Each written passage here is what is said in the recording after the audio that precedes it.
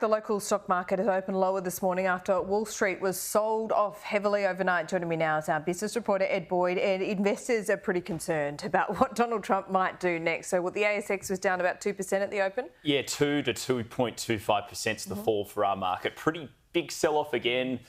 It's been basically a seesaw this week. We saw the market, there you go, down 2.1%. Market dropped 4% on Monday, bounced back about 2% on Tuesday, then dropped again on Wednesday, then was back again yesterday, and now it is in the red again. So the market is being heavily sold off. Let's go to the next page. We should have some prices coming through. So you've got some of the biggest companies in Australia there. Commonwealth Bank down 3%. BHP, the big iron ore miner, off about 3% as well, really due to fears of this escalating trade war between America and China.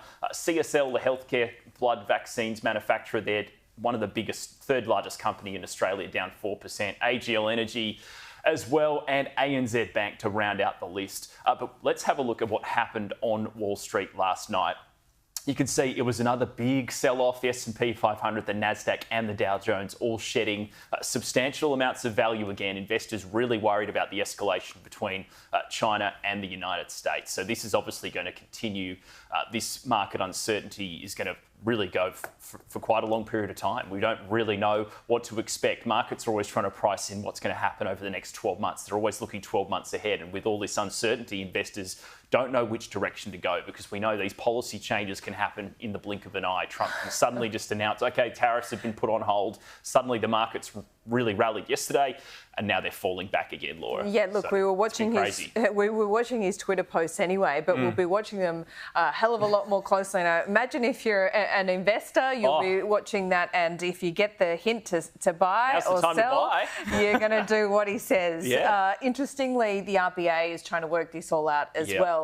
When we saw those massive losses off the ASX and on Wall Street, you know, the market was pricing in almost 100% chance of a 0.25% cut, if not a 0.5% cut come May 20. The RBA will be trying to work this out. Obviously, they'll make a late call, but we see interventions, public interventions from time to time. And happily, Michelle Bullock was giving a speech, I think it was in Brisbane last night, and she's just said, calm down a bit. Let's calm down a bit. Let's not get too worked up with all the speculation.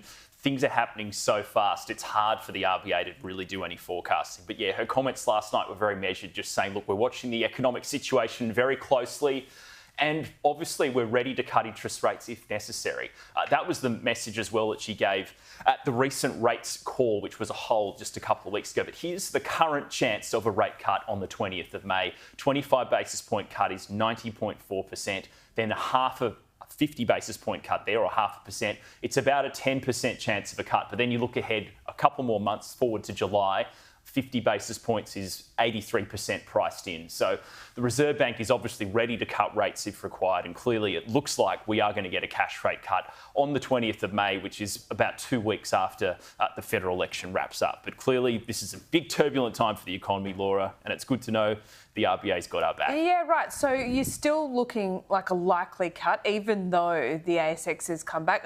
By the way, has it been a complete rebound or not quite yet? We're still down. We were at 8,500 points at the all-time record high. Now we're at about 7,500. So we're still a fair way below where we were just in February. So there's still a bit of ground to make up for investors. A lot of super funds will be looking a lot lower than the last time you logged in. They've probably dropped quite a bit. I don't log into that. Yep. It's a future Laura problem, Ed. We'll see you soon. Thanks.